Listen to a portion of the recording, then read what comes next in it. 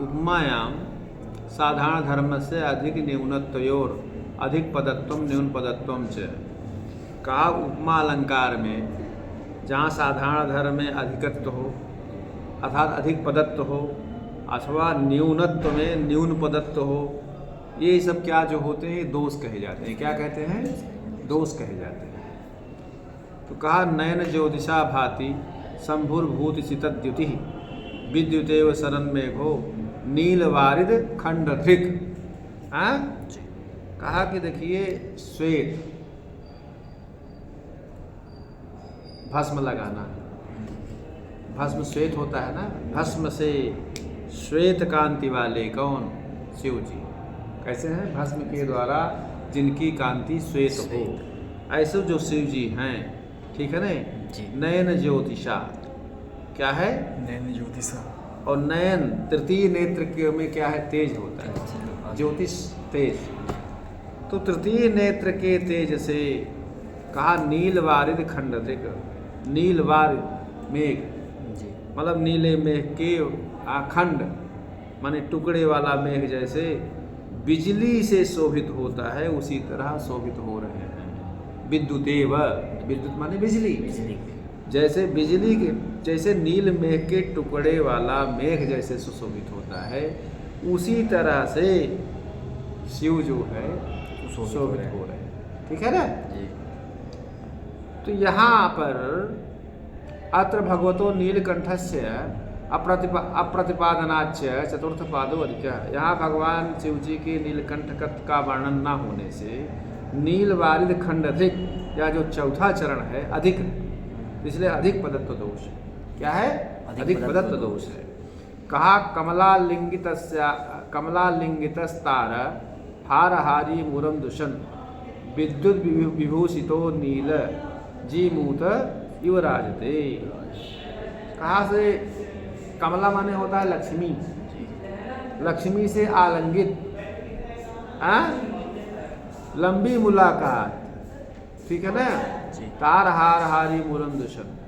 कहा कि जो लंबी मुक्ता माला से मनोहर मुरारी, मुरु राक्षस था, उसके अरि जो शत्रु उसको मारने वाले भगवान कृष्ण, ठीक है ना। बिजली से सुशोभित नीले मेघ के समान शोभित हो रहे हैं।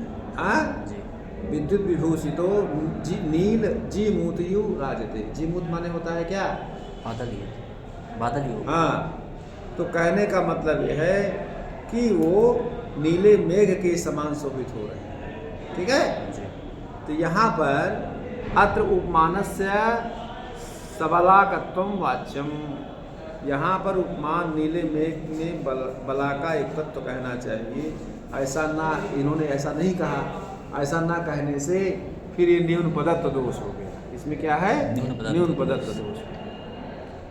अस्यायम उपमानोपमेयोर लिंग वचन भेदस्य काल पुरुष विद्यादि भेदस्य च भग्न प्रक्रमत्वम। अब इसी तरह उपमा में उपमान तथा उपमेय में लिंग वचन और काल समय पुरुष तथा विद्यादि के भेद होने से भग्न प्रक्रमत्व दोष होता है। इसमें अगर क्या नाम से ये लिंग का भेद होगा, काल का भेद होगा, तो भग्न प्रक्रमत्व दोष आएगा। समझ रहे हो ना जी।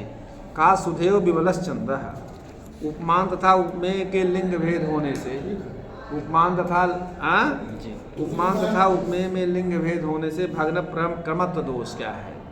का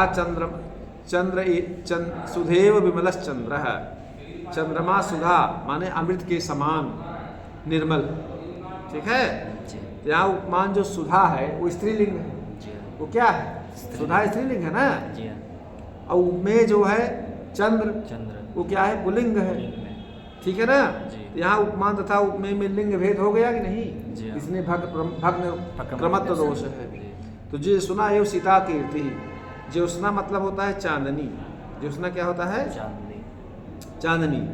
तो चांदनी की तरह कीर्ति सफेद है, चांदनी की तरह कीर्ति सफेद है। तो यहाँ उपमान जो है ज्योत्सना में बहुवचन, और उपमेय कीर्ति, कीर्ति में एक वचन होने से बहुवचन होना चाहिए ना।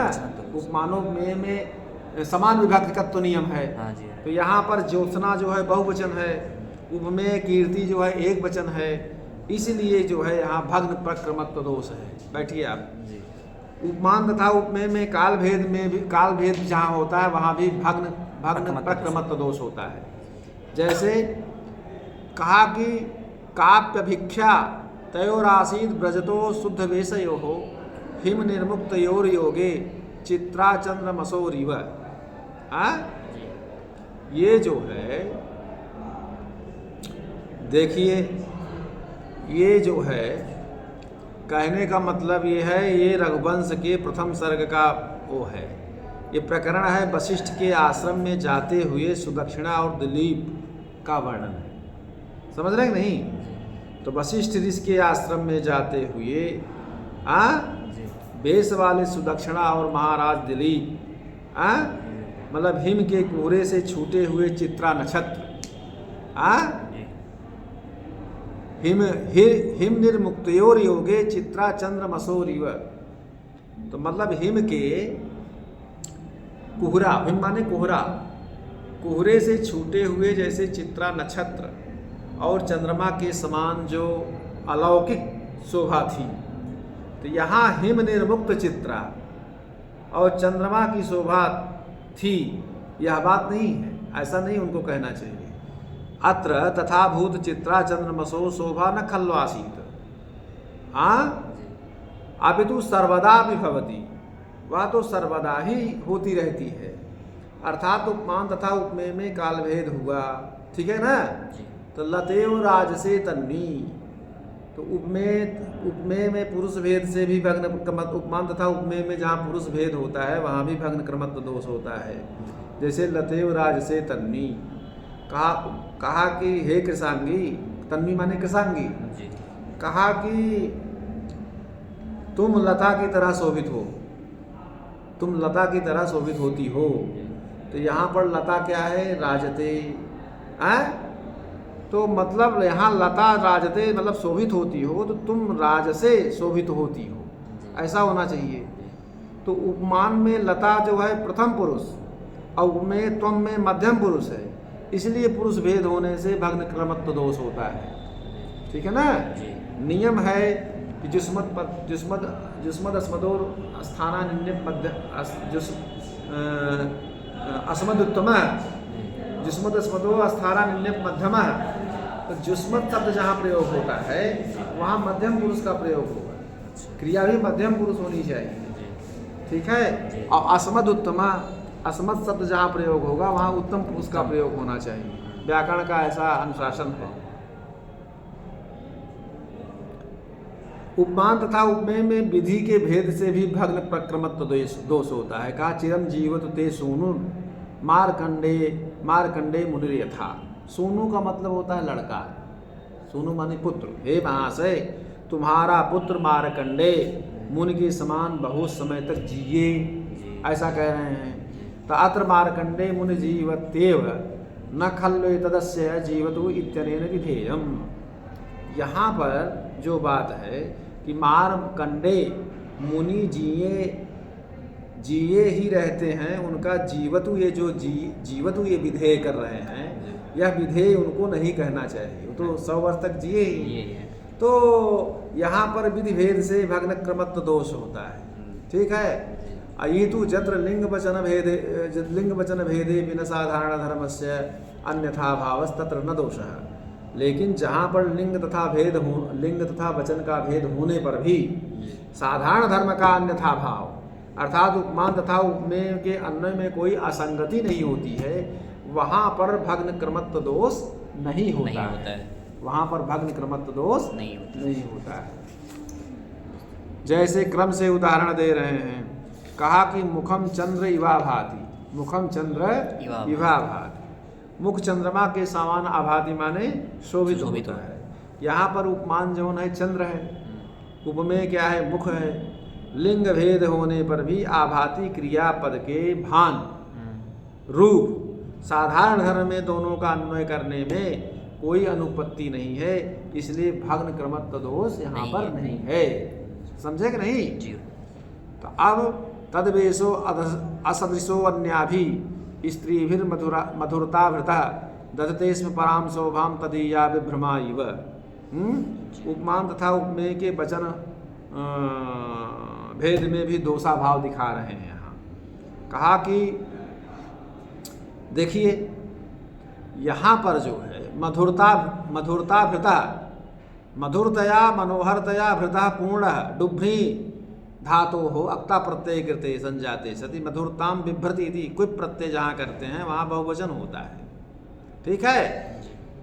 तो अब जैसे दधते स्म धारेत स्म भ्रिय धातो हो अक्ता प्रत्यय कृते भृता इत्येक वचनम तस्मादेव क्विप प्रत्यय कृते बहुवचनम दध धारणे धातो लट प्रथम पुरुषैक वचने विभ्रम पक्षे दधते स्म धारयन्ति स्म दुधाय धारण पोषण हो ये धातु से लट और प्रथम पुरुष के बहुवचन होता है। यहाँ जैसे देखिए मधुरता से पूर्ण मधुरता से मधुरता भृता मधुरता से ओतप्रोत अर्थात पूर्ण अन्य स्त्रियों के असमान स्त्रीभिर अन्याभि अन्य स्त्रियों के असदृश माने असमान उस सुंदरी का वेश उसके मधुरता धारण करने वाले विलासों के समान उत्कृष्ट शोभा को धारण करता है या धारण करते हैं। तो पूर्वोदाहरणेषु उपमानोपमेयोरेकस्य साधारण धर्मेण अन्वय सिद्धे प्रक्रांतस्य अर्थस्य स्फुटो अनिर्वाह। यहाँ मधुरता भृतः तो भ्री धातु से अक्ता प्रत्यय जब हम कर रहे हैं तो भृता एक वचन बनता है और उसी धातु से अब हम क्विप प्रत्यय करते हैं। क्विप का सर्वा पहाड़ लोप होता है तो बहुवचन होता है भृता। उसी तरह दधते है दध धारणे धातु से एक वचन दुधाय धारण पोषणयों से वही हमने बताया था बहुवचन होता है।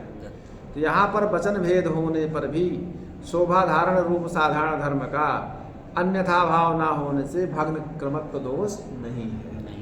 ठीक है। तो अब ये है अच्छा अनुप्रासे एवं अनुप्रासे वैफल्य से अपुष्टार्थत्व। इसी तरह अनुप्रास अलंकार में भी विफलता होने से अपुष्टार्थत्व दोष होता है। जैसे अब देखिए कहा कि अनड़ुरणन मणिमेखलम अविरल सिंजान मंजुमंजीरम परिसरणम अरुण चरणे रणरणकम अकारणम कुरुते। ठीक है ना। ठीक है जी।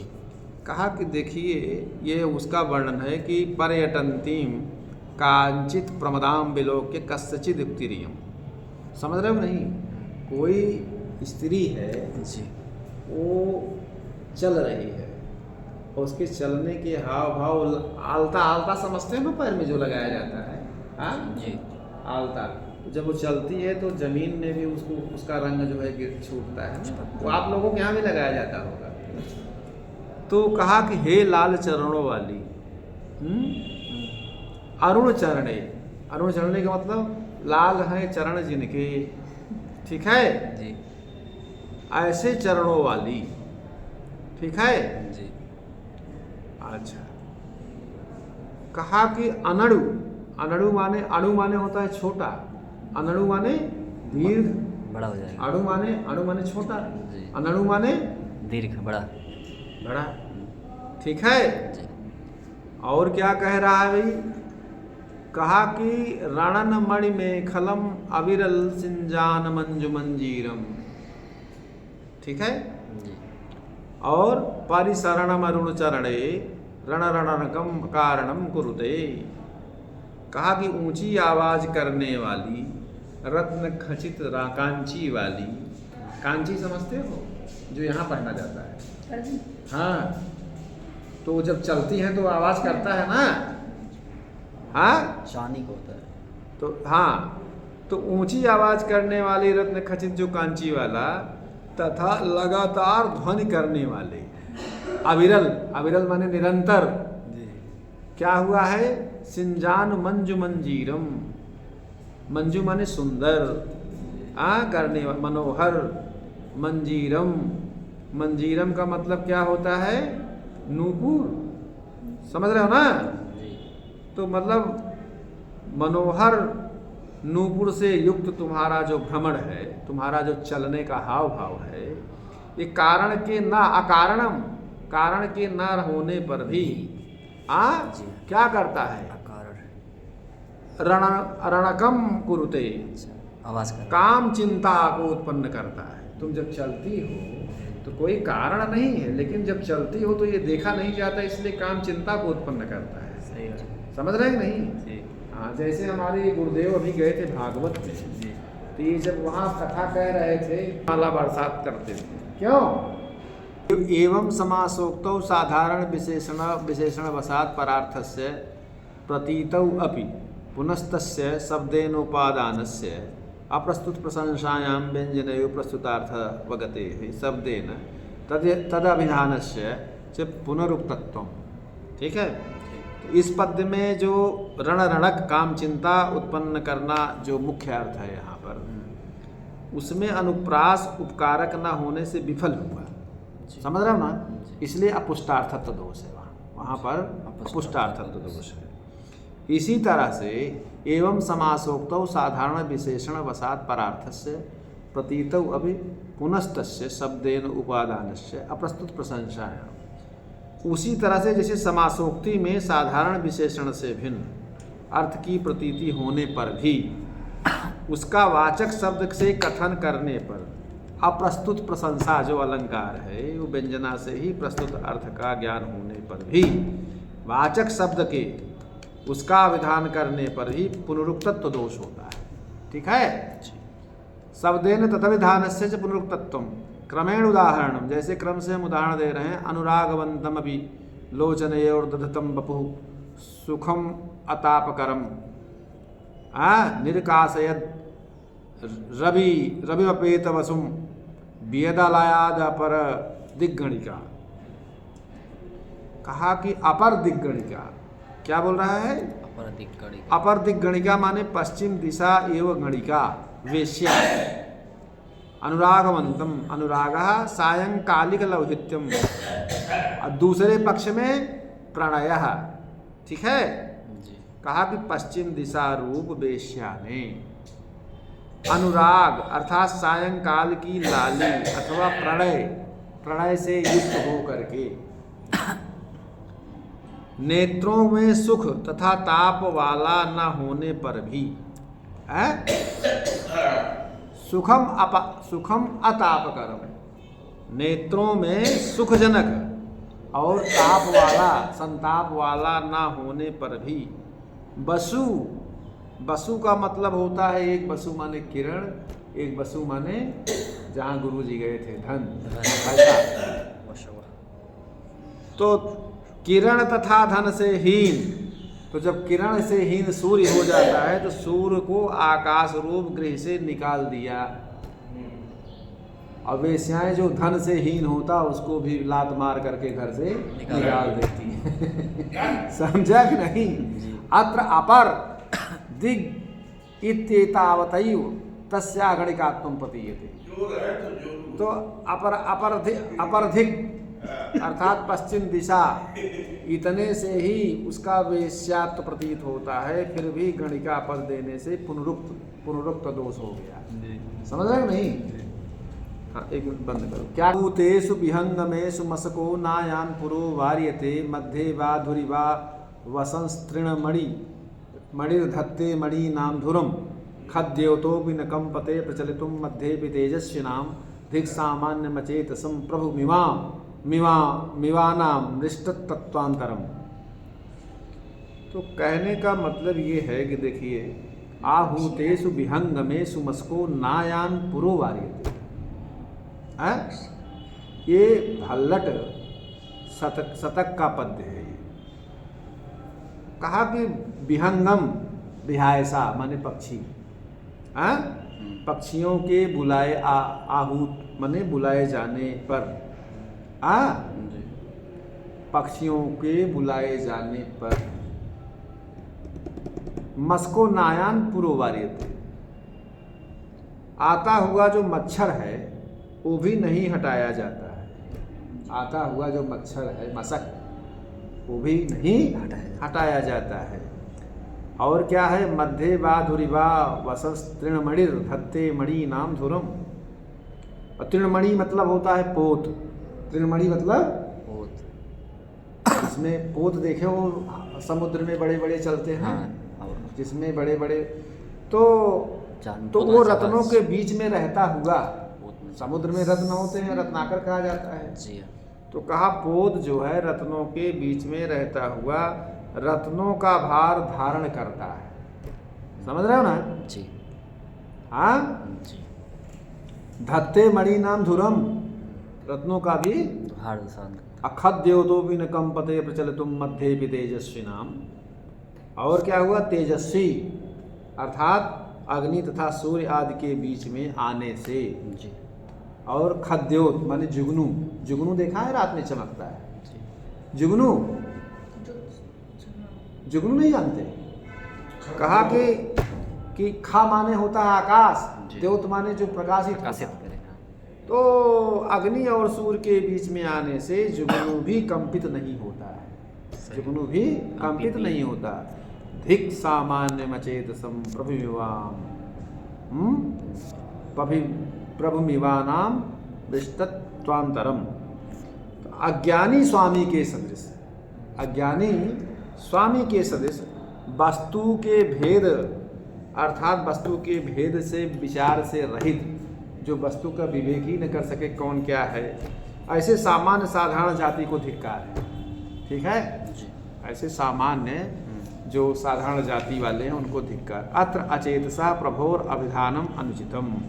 यहाँ पर अचेता माने विवेक रहिता जे खल संति, ऐसे प्रभु के को वाचक शब्द से अभिधान करना अनुचित है। इसी तरह अगर अनुप्रास अलंकार में प्रसिद्धि ना हो अगर तो ख्याति विरुद्धत्व दोष होता है। क्या होता है, ख्याति विरुद्धत्व। एवं अनुप्रासे प्रसिद्ध भाव से ख्याति विरुद्धत्वम। चक्राधिष्ठिताम चक्री गोत्रम गोत्र उच्छितम वृखम वृखभक केतुश्च प्रायक छद्यस्य भूभुज। तो यहाँ चक्री आदि तो उस राजा को चक्री, चक्री माने सुदर्शन है, चक्र वाले भगवान विष्णु ने चक्रवर्तित्व, गोत्र पर्वत के भेदक, गोत्र पर्वत का भेदक कौन, इंद्र, इंद्र ने ऊंचा गोत्र कुल और वृषभ केतु माने वृषभ माने जो बैल है महादेव का भगवान शंकर, और वृक्ष माने धर्म को दे दिया। हाँ, भगवान शंकर ने वृक्ष माने धर्म को दे दिया। तो यहाँ पर चक्री उक्त दोषाणाम, तो यहाँ पर क्या नाम से चक्री आदि पद का कभी केवल अनुप्रास निर्वाह के लिए यहाँ पर प्रयोग किया है, लेकिन विष्णु आदि देवताओं में चक्रवर्तित्व आदि देने का किसी पुराण आदि में इसका उल्लेख नहीं है, इसीलिए ख्याति विरुद्धत्व दोष है, इसीलिए ख्याति विरुद्धत्व दोष है। अब बस करा, ठीक है ना। उक्त दोषाणाम क्वचित दोषत्वम क्वचित गुणत्वम इत्या। ठीक है, तो अब ये दूसरा आ जाएगा तो फिर इसके बाद पढ़ा।